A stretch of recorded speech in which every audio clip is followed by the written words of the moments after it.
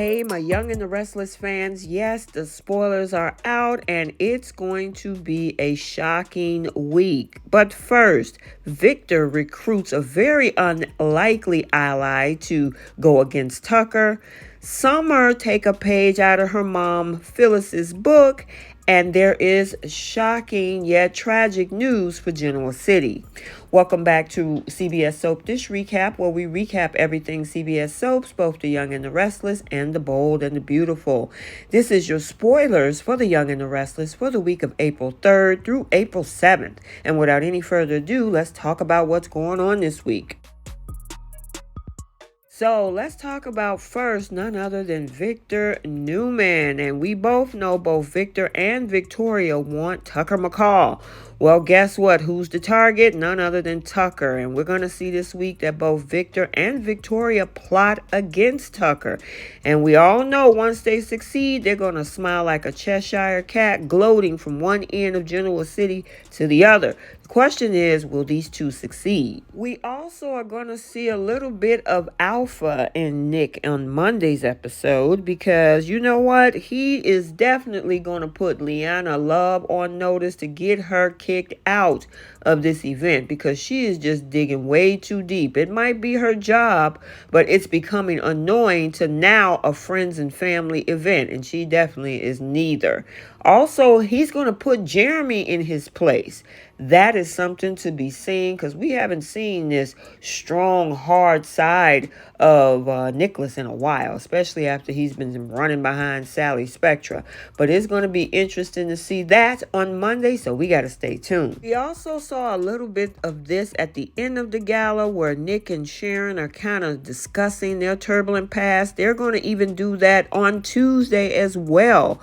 I'm wondering if this is all because of everything that's going on, which we're about to talk about next, that happened with Phyllis. So is this something that might be bringing Nick and Sharon back together? I don't know. We got to stay tuned. Which brings us to this next saddened information that came out that everybody at the gala has been waiting for, as we hear the information that Chance receives that he has to tell the family and friends, unfortunately. The ambulance that crashed, it was Phyllis's.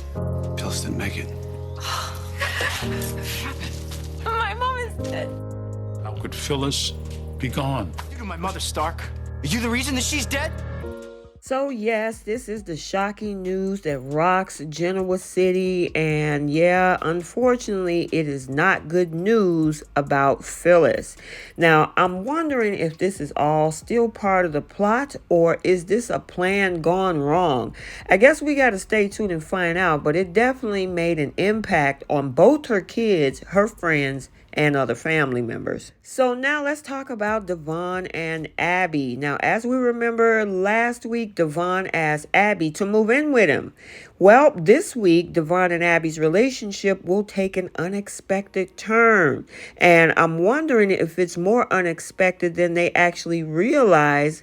Could it be something more than just moving in? Could it be marriage? Or is it possible that she may be pregnant?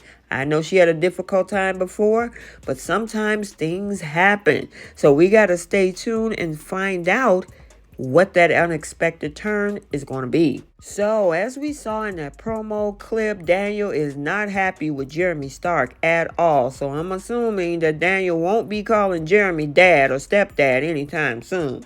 Phyllis's son Daniel takes his life in his hands this week when he threatens his dangerous new con of a stepfather, Jeremy Stark. What is he going to do? The question is, have Jeremy thought 3, 5, 10 steps ahead to cover his butt? We have to wait and see. So now let's talk about Daniel's sister Summer, and like mother, like daughter. Now we all know that Summer has certainly been more than tolerant when it comes to her mother-in-law, Kyle's mom, Diane. Well, just like her mom, this week she finally loses patience with Diane. Is Diane going to say something stupid? Is she going to actually look guilty with everything that's trying to be framed against her with Phyllis and Jeremy? We got to stay tuned, but it looks like Summer is now over all of this when it comes to Diane.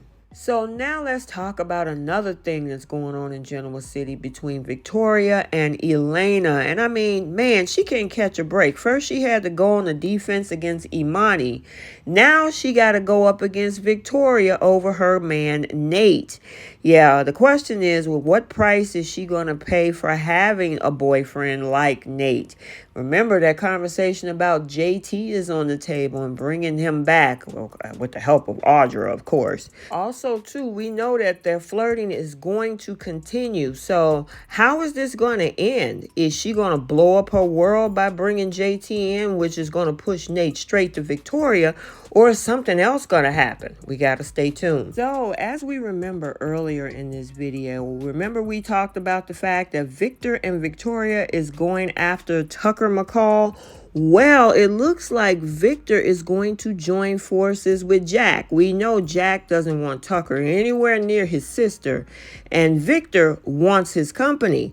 So this is going to be an interesting collaboration, especially if she accepts that whole proposal to marry Tucker McCall.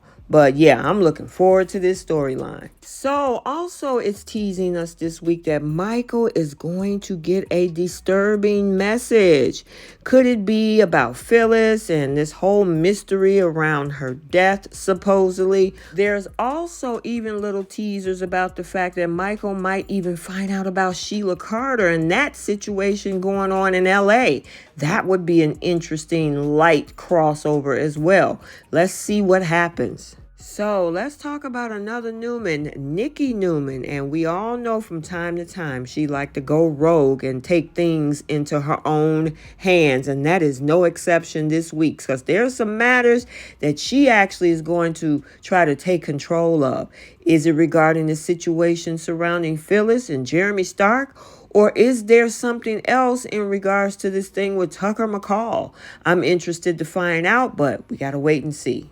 So now on the Lily and Devon front, we know that gala and the tribute to Neil given that jazz lounge brought these two back together. The IPO situation is over, and it continues this week with both Lily and Devon reaching some sort of an understanding.